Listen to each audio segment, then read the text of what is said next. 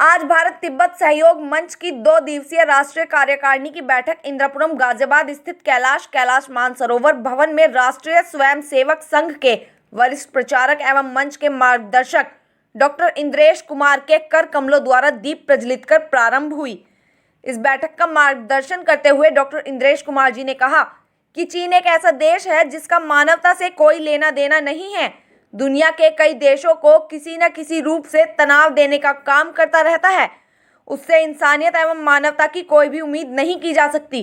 चूंकि 5 मई 2023 को भारत तिब्बत सहयोग मंच की स्थापना के 24 वर्ष पूरे होने वाले हैं और इसी दिन से मंच की रजत जयंती वर्ष प्रारंभ हो जाएगा। रजत जयंती वर्ष की शुरुआत हिमाचल प्रदेश के धर्मशाला से की जाएगी और समापन भी 5 मई 2024 को ही धर्मशाला में होगा। इस बीच पूरे देश में अनेक तरह के कार्यक्रम आयोजित किए जाएंगे। कार्यक्रम की इन्हीं कड़ी के अंतर्गत कैलाश मानसरोवर का पवित्र जल देश के सभी जिलों तक पहुंचाया जाएगा। तिब्बत की आज़ादी, भारत की सुरक्षा, चीनी विस्तारवाद, चाहे आर्थिक क्षेत्र का हो, चाहे राजनीतिक क्षेत्र का हो, चाहे भौगोलिक क्षेत्र का हो, उसके बढ़ते खतरों से समाज के जन जागरण का एक आंदोलन। वर्तमान में कोरोना ने भी ये बात सिद्ध कर दी है कि चीन आर्थिक, सामाजिक, सांस्कृतिक और भौगोलिक दृष्टि से अमानवीय है और क्रूर है। वह धीरे धीरे और दुनिया की मार्केट्स पर भी कब्जा करना चाहता है और दुनिया के भूगोल पर भी कब्जा करना चाहता है। कैलाश मानसरोवर कभी भी चीन का भूभाग नहीं था, इसलिए तिब्बत भी नहीं था, ताइवान भी नहीं है, सिंकियांग भी नहीं था। इन सब के प्रति जागरूक पैदा करना, क्योंकि चीन इस बात को कहता रहा है कि ये नेपाल है, भूटान है, अरुणाचल है, लद्दाख है, लाहौल स्पीति है, या कुछ आज के अफ़गानिस्तान, पाकिस्तान में कुछ म्यांमार में भूगोल है, वो उसका है। यह इस बात को दर्शाता है कि चीन भारत और इसके चारों तरफ के देशों के लिए एक बढ़ता हुआ खतरा है। उसके विरुद्ध जन जागरण करना और सब मिलकर आने वाले इस संकट को भी जाने, इस बात का कमिटमेंट यानी भारत तिब्बत सहयोग मंच है, जिसके नारे हैं चीन की सीमा, चीनी दीवार, बाकी सब अवैध कब्जा है। तिब्बत की आज़ादी, भारत की सुरक्षा, ये गारंटी है। इसी के साथ साथ चीन कहीं ना कहीं तिब्बत की नस्ल को ही समाप्त करके उसको चीनी नस्ल में बदलने के लिए भयानक और क्रूरतापूर्ण प्रयोग भी कर रहा है, जो सारी मानवता के लिए खतरा है। हिमालय यह विश्व का पानी का, हवा का, औषधियों का, वनस्पति का, एटॉमिक रॉ मटेरियल का, अध्यात्म का सबसे बड़ा मॉल है, सबसे बड़ा स्थान है। और हिमालय सुरक्षित रहेगा और चीनी क्रूरता से बचा रहेगा तो मानवता का भी रक्षण होगा और कल्याण होगा और विकास होगा। इसी उद्देश्य से भारत तिब्बत सहयोग मंच 24 वर्ष पूर्ण करके 25वें वर्ष में प्रवेश करेगा और इस 25वें वर्ष में एक विशाल और व्यापक जन जागरण पूरे भारत में किया जाएगा। पर्यावरण संबंधी, संस्कृति संबंधी, सुरक्षा संबंधी, आने वाले खतरों से संबंधित यह व्यापक जन जागरण के लिए साहित्य भी निर्माण करेगा। जल्द से जुलूस, धरने, प्रदर्शन और सभाएं, गोष्ठियां भी की जाएंगी। लेकिन क्या लगता है चीन अपनी हरकतों से बाज आएगा? ऐसा है कि चीन इस समय बहुत बुरी तरह से फंस चुका है। आज जिस कोरोना से उसने पूरी मानव जाति के 80 लाख लोग मरवाए, आज वह करोड़ों करोड़ में संक्रमित में होकर लाखों लाख काल के मुंह में जा चुके हैं।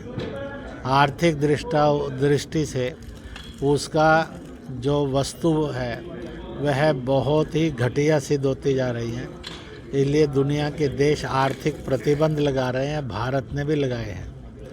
उसकी जो सैनिक शक्ति है वो चाहे गलवान में हो, चाहे फिर वो अरुणाचल में हो, चाहे वो सर्जिकल स्ट्राइक पाकिस्तान में हो, भारत ने ये बता दिया है कि वह चीन को झुका सकता है, चीन के सामने झुकेगा नहीं।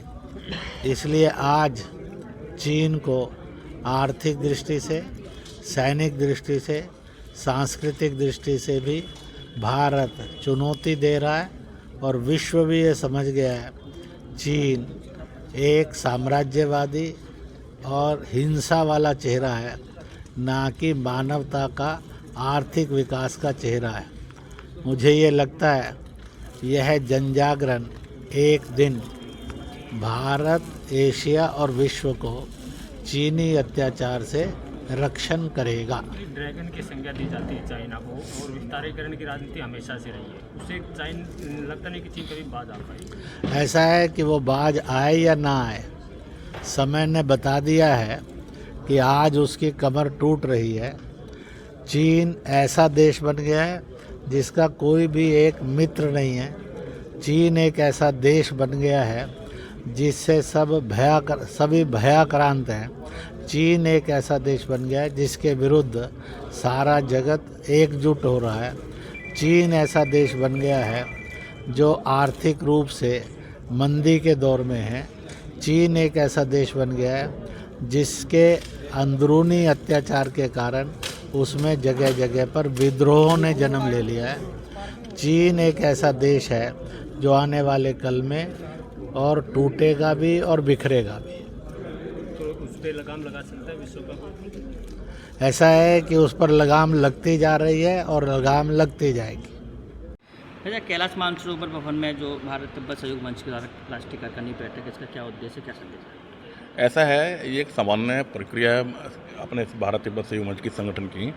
वर्ष में 2 बैठकें होती हैं, एक ही राष्ट्रीय कार्यकारिणी की बैठक है और एक कार्य समिति की बैठक है। इस बैठक में देश भर से लगभग 300 से अधिक कार्यकर्ता इस 2 दिन के लिए रहने वाले हैं।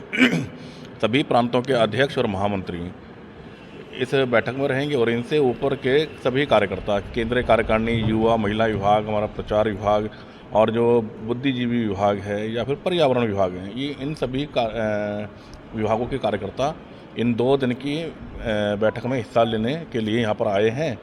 और इन 2 दिनों में भारत तिब्बत सहयोग मंच का पिछले वर्ष भर में जो भी गतिविधियाँ हुई हैं उसका लेखा जोखा, साथ में अगले वर्ष के कार्य की योजना बनाना, ये सब इन 2 दिनों में रहेगा। साथ ही मंच के 25 वर्ष पूरे हो रहे हैं। रजत जयंती वर्ष का उद्घाटन 5 मई 2023 को जहां इसकी स्थापना हुई, यानी धर्मशाला, हिमाचल प्रदेश, वहीं पर 5 मई को एक विशाल जनसम्मेलन होगा तिब्बत की मुक्ति और कैलाश मानसरोवर की आज़ादी को लेकर के।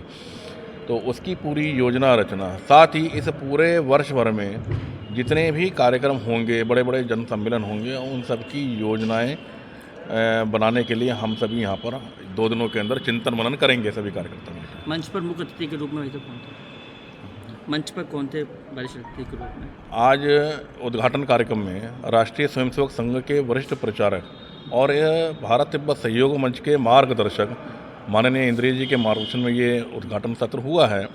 साथ ही अभिजीतानंद जी महामंडलेश्वर वाराणसी से वे भी पधारे और निर्वासित तिब्बत सरकार के पूर्व डिप्टी स्पीकर श्रीमान आचार्य यशी फिंचोक जी, वो भी इस सत्र में रहे और इस कार्यक्रम की अध्यक्षता मंच के कार्यकारी अध्यक्ष श्रीमान हरजीत सिंह ग्रेवाल जी ने की। और इसमें भारत तिब्बत सहयोग मंच के जो कार्यकर्ता रहे, उनके अतिरिक्त भारत तिब्बत समन्वय केंद्र, उसके समन्वयिका रहीं, साथ ही तिब्बती युवा कांग्रेस के अध्यक्ष महासचिव ये भी इस कार्यक्रम में रहे और केंद्रीय तिब्बती महिला संगठन, उनके भी पदाधिकारी ऐसे इस उद्घाटन कार्यक्रम में रहे हैं और ये सब 2 दिन के लिए भी इस बैठक में रहने वाले हैं।